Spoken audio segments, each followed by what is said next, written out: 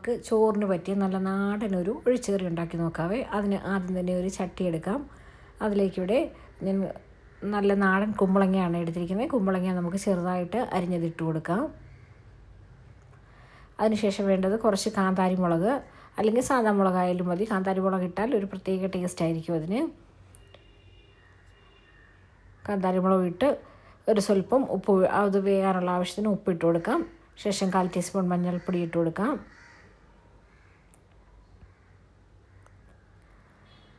പിന്നെ ഇത് കുക്കാകാൻ വേണ്ടിയിട്ട് ഒരു 1/2 ഗ്ലാസ് വെള്ളം നമ്മൾ ഒഴിച്ചു കൊടുക്കുന്നുണ്ട്.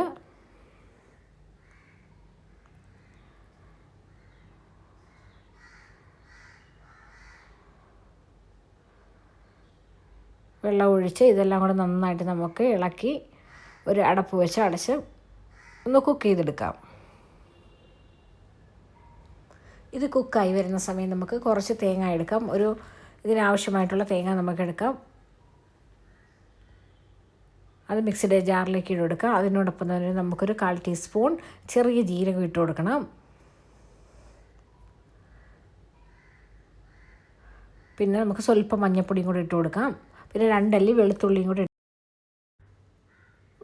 ഇട്ട് അരച്ച് മാറ്റി വെക്കാം. ഈ 2 പേസ്റ്റ് നമ്മൾ മാറ്റി വെച്ചിട്ടുണ്ട്.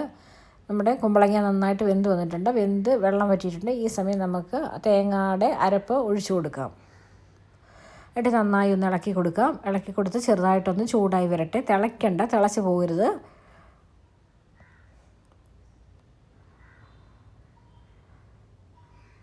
ചെറുതായിട്ട് ചൂടായി വരുമ്പോൾ നമ്മൾ അരച്ച് വെച്ചിരിക്കുന്ന തൈരും കൂടെ നമുക്കിതിലേക്ക് ഒഴിച്ചു കൊടുക്കാം.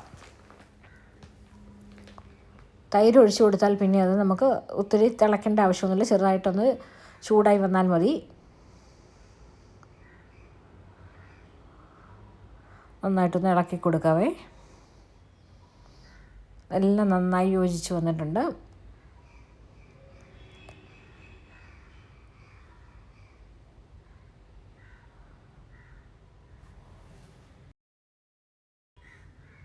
നമുക്കിനി ഒരു പാനെടുത്ത് വെളിച്ചെണ്ണ ഒഴിച്ചു കൊടുക്കാം.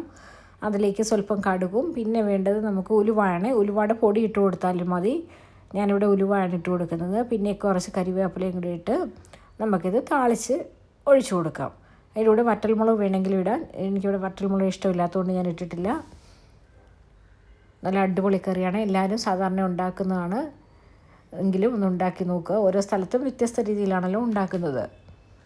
ഇഷ്ടപ്പെടുകയാണെങ്കിൽ ഒന്ന് ലൈക്ക് ചെയ്ത് സപ്പോർട്ട് ചെയ്ത് ഇതും കൂടെ പോവുക.